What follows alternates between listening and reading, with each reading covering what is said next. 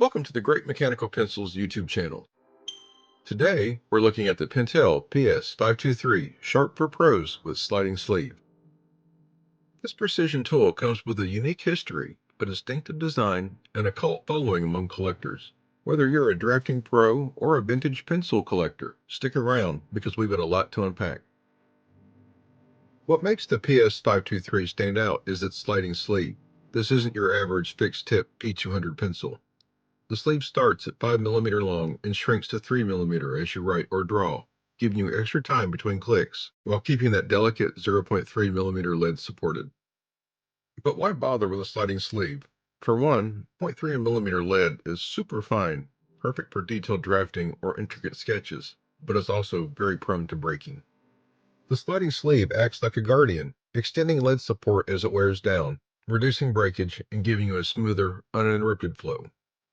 And for the P200 series of pencils, Pentel did not stop with the PS523. They rolled this feature out to other models as well, and we're going to get to that in just a second. Before we got too far, I wanted to take a minute and thank Nimrodd from Nimrodd's blog for loaning me these pencils and for writing this amazing Pentel identifications book. All of the data for this video has come from Nimrodd's blog, and he has a comprehensive review of the P200 that covers all the generations and variant models. If you collect Pentel pencils, you need to check out his Pentel identification book. It's available free for download, and I'll have links in the description. And one more thing before we dive into the video.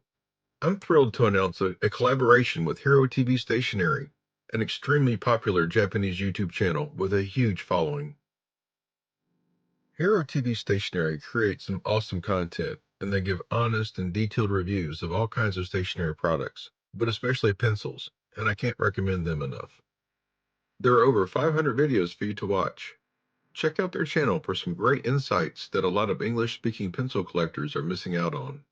And speaking of that, YouTube has recently added AI-generated audio tracks in English to HeroTV Stationery. This is something I'd love to offer my Japanese subscribers as my channel grows. Please check out HeroTV Stationery. I'm sure you won't be disappointed, and I'll leave a link in the description below. As far as the P200 goes, here are the sliding sleeve models. We have the PS523 in 3mm and the PS315 in 5mm. I have recently uploaded a complete review of all 6 versions of the PS315, if you'd like to check it out. And last we have the 4 film series, the PF330 and PF500s. Here's the timeline chart for the sliding sleeve pencils. This chart is designed with collectors in mind. It spans from 1970, when the P200 was released, to the late 2010s to include the time that the sliding sleeve pencils were sold. Overlaid here are vertical divisions for the 6 generations of the P200 series. Each generation is color-coded and labeled with an approximate generation number. These generations show how the P200 series evolved over time, and as we'll see, each sliding sleeve model spans multiple generations, so there are multiple versions of each pencil for collectors to track down. And before we dive into the models, I wanted to give a quick heads up that these dates are not set in stone. With global distribution and manufacturing changes, it could take years for shifts to roll out worldwide. So think of these timelines as suggestions, and the accuracy plus or minus a few years. So first up is the PS315. This model had an impressive run. It sold from the mid-70s to the late 2010s. That's over 40 years. It spans generations 3, 4, 5, and 6 of the P200 series, making it a staple for collectors across multiple eras. Next, we have the PF330 and PF500, part of the 4 film series, designed for technical drawing or drafting on Mylar film transparency. These were sold from the early 1970s to the mid to late 1990s, covering generations 2, 3, 4, 4.5, and 5. I'm working on a video about the PF330 for film series, so keep an eye out for that coming soon. And finally, the star of this video, the PS523. This model was sold from the late 1970s to the mid to late 1980s. The short production run covered generations 4 and 4.5, making these a little harder to find. While its time on the market was brief, it is a significant piece of the puzzle, as it completes the P200 series of the sliding sleeve pencils.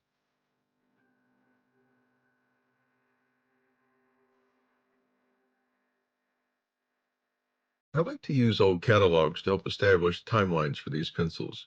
Here's a 1979 Pentel of America catalog.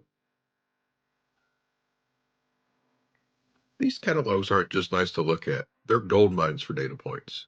They reveal product details, release dates, and design changes, making them essential for collectors tracking the history of pencils. And speaking of that, if you have PDFs or links to catalogs from other manufacturers, especially Japanese and European ones, please share them in the comments. I have a lot of pencils I want to share, but I really don't have enough to establish a timeline of when they were sold. In this final part of the video, we will be demonstrating the pencil and also going over the generational changes. So there's three versions of this pencil. The first version is the short text version. This is a Generation 4 pencil. The body reads 0.3 M/M and then a dot and then PS523. There's a mold mark of 23 and there's no date code on this pencil. It has the Generation 4 eraser cap, which we'll get to in a minute, and an eraser with a lead jam clearing rod.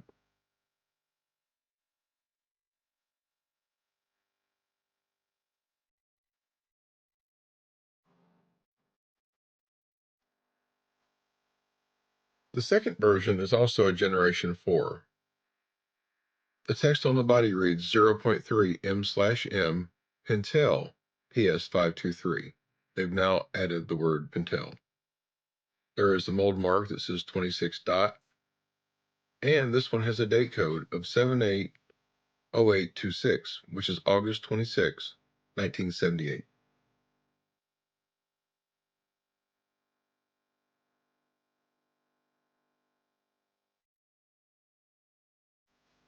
As we'll see in a minute, aside from the date code stamping, the internal mechanisms are similar for all three of these versions.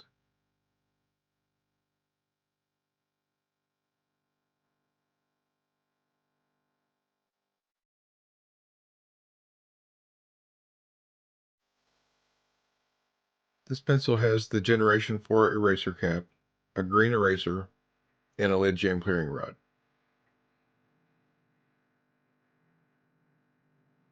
While I'm putting this back together, I wanted to thank you for watching. And if you're enjoying these videos, please like and subscribe. It really helps the channel out.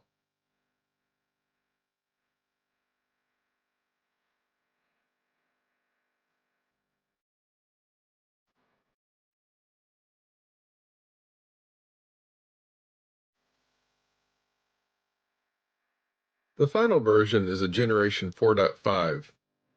It now has text that says 0.3 MM Pentel PS523. They have dropped the slash between the M's. This has a mold mark of 34 and now has a date code of 5F.